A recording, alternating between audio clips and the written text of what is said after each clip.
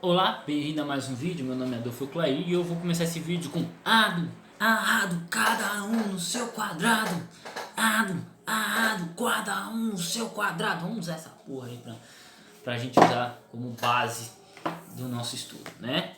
Bom, lendo uma das páginas aqui da apostila da faculdade, Psicologia e Educação, né? Psicologia da Educação, eu achei muito interessante essa questão aqui. A aprendizagem cognitiva. O foco da maioria das teorias destaca os processos de construção e o armazenamento organizado de informações e conhecimentos na memória do aprendiz. Quando eu bati o olho nisso aqui, eu falei, é por isso que eu sempre consegui aprender bem. Porque eu sempre observei o assunto de maneira lógica, histórica, numa linha.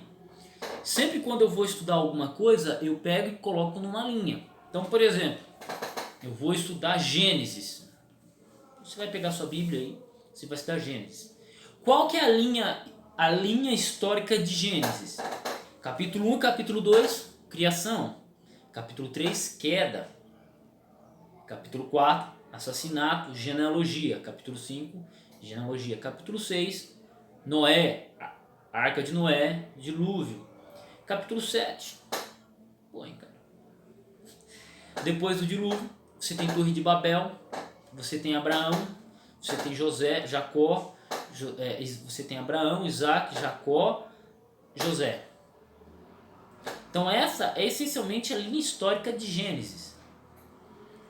Então quando você pega e coloca, organiza cada assunto no seu quadrado, você consegue memorizar. Tem também antes de Abraão, você tem junto com Abraão a história de Ló, Sodoma e Gomorra, chamado de Abraão. Então você tem uns 3 ou 4 capítulos na Bíblia só sobre o chamado de Abraão em Gênesis. Então, quando você analisa a história de maneira cronológica, de uma linha reta, facilita a absorção de conhecimento. Tá entendendo? Doido, né? Doido. Então essa é a maneira mais prática da gente adquirir conhecimento. E olha que eu estou estudando aqui Psicologia da Educação e estou aplicando ao conhecimento bíblico. E do conhecimento bíblico a gente pode aplicar também à questão da educação. Então assim, eu quero conhecer mais de Bíblia, eu quero conhecer mais um assunto. Primeiro passo, pesquisa ele cronologicamente. Quer falar de Segunda Guerra Mundial? Então quando é que começou a Segunda Guerra Mundial e quando é que terminou? Quais foram os países envolvidos? E aí eu menciono. Brasil monarquia, monarquia no Brasil, descoberta do Brasil, quais foram os fatores que levaram à descoberta do Brasil, o que ocorreu antes na Europa, quais são os fundamentos das grandes navegações. Então tudo isso vai estruturar você a ter um conhecimento lógico e linear do assunto. Porque, cara, imagina, eu já conversei com pessoas que confundiam Segunda Guerra Mundial com Primeira, né? Entendeu? Essencialmente isso. Pessoas que confundiu a escravidão que teve o sistema de escravidão que teve no Brasil, a escravidão moderna no período do Brasil, com o tipo de escravidão que se tinha na Grécia, com o tipo de escravidão que se tinha em Roma, com o tipo de escravidão que se tinha na Babilônia. Cara, tudo. Quando a gente vai falar de escravidão, é um negócio totalmente amplo. Totalmente amplo, né?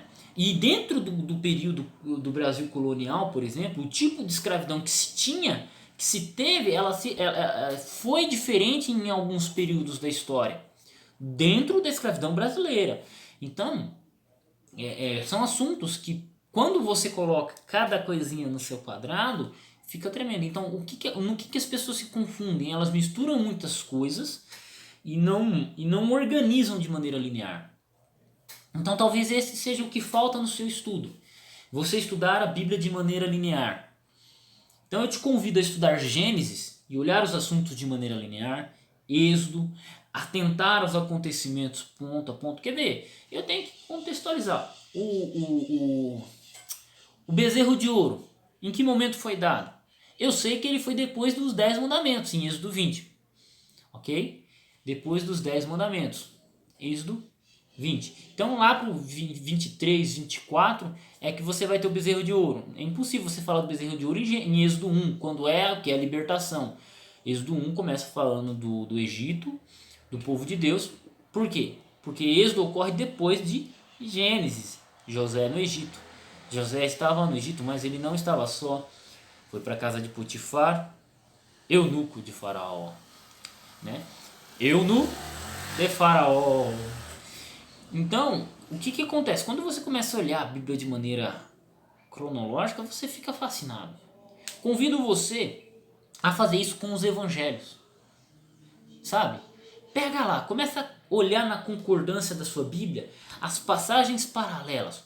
Mateus 1, Lucas 1, João 1, os acontecimentos. Quando é que foi a cura dos cegos? Em que momento foi da vida de Jesus? Em que momento é retratado em outro evangelho? E aí você vai ter uma construção do conhecimento. Tipo, você vai virar o Hulk, mano. Você vai começar a arrancar a camiseta e... Entendeu? E é uma coisa tão simples. Tão simples. Então, quando você for estudar a partir de agora, e aí não, isso aqui não é um conselho, isso aqui não é um conselho, porque se conselho fosse bom, ninguém dava, vendi. Então quero 50 no meu bolso ao final deste vídeo, tá? Ao final deste vídeo. Mas fica aí a dica.